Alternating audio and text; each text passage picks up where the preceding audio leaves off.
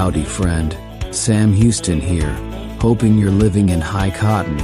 And if you're lucky enough to be in Texas, I know you're most of the way there. Now enjoy your daily dose of Texas history and Texas pride. Howdy, friend. Welcome back to the Feed Bandit podcast and your Texas History Roundup for January 22nd.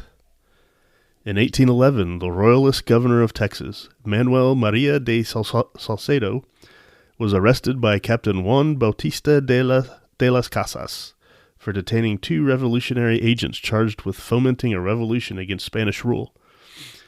However, later on that year, on August 3rd, Loyalist Lieutenant Captain Juan Manuel Zambrano arrested Casas and restored Salcedo to the governorship. Casas was executed and his head displayed in San Antonio as a warning to prevent potential revolutionaries. In 1877, John Pinckney Pink Higgins shot and killed Merritt Horrell in Lampasas, and a serious feud developed between the remaining three Horrell brothers and the Higgins group. 2 months later, Higgins and two others ambushed Tom and Mart Horrell, but neither was killed. The feud ended when Captain John B. Jones of the Rangers got both sides to sign a document in which they agreed to regard the feud as a bygone thing. The final act in the drama came in 1878 when brothers Tom and Mart Horrell were arrested for robbery and murder in Bosque County. But before they could be tried, both were forcibly taken from jail and shot by vigilantes. The Lampasas area was open range until 1875, and one of the last territories yielded by the Comanches. In 1827, Baylor University's Immortal 10 tragedy occurred when the men's basketball team's bus collided with a train near Round Rock on the way to a game at UT Austin. 10 of the 21 players aboard were killed. Each year, Baylor holds a solemn candlelight ceremony of remembrance. In 1973, the U.S. Supreme Court decided Roe v. Wade, ruling that women have a right under the 14th Amendment to the U.S. Constitution to decide on whether to continue or to terminate a pregnancy. The ruling overturned a Texas law making all abortions, except to save the life of the mother, illegal, and by implication it overturned anti-abortion statutes in other states. This case before the Supreme Court was on behalf of a pregnant woman from Texas known as Jane Roe.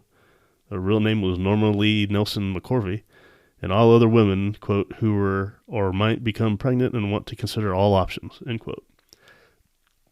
This ruling would be overturned in 2022. I think that was an example of the U.S. Supreme Court, one of many of the U.S. Supreme Court overstepping its constitutional authority. That was obviously mentioned nowhere in the Constitution. If you read the 14th Amendment, it's nowhere in the 14th Amendment. That was created out of whole cloth. It's purely a state issue.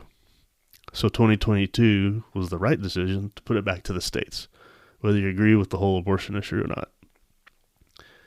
But once again, that's an example of federal tyranny, dictating from on high, centralized dictates forced upon everybody else. In 1973, former President Lyndon B. Johnson died and was buried in the family plot near Johnson City. In 1973, George Foreman won the undisputed World Heavyweight Boxing Championship with a second-round KO of Joe Frazier in Kingston, Jamaica. In 1989, outstanding Negro League baseball player Willie Wells passed away in Austin, where he was born in 1905. Wells joined the St. Louis Stars of the first Negro National League in 1925, where he compiled a lifetime batting average of .358 and 8 times was selected to the East-West All-Star Game. He played for and managed several teams, including the New York Eagles, whose players Monty Irwin and Don Newcombe later made it to the majors. Wells has been called the greatest player not in the Baseball Hall of Fame.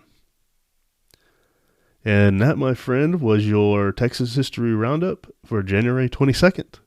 Thanks so much for listening, and we'll catch you back here on the next one. All right, you take care. Well, there you have it. If you like our podcast, check us out at feedbandit.com. There you'll find awesome Texas First outdoors gear and apparel. Your purchase helps support the Bandits and keeps this podcast on the air, fighting for you and for Texas. Remember, preserve the tradition, protect the legacy. Until next time.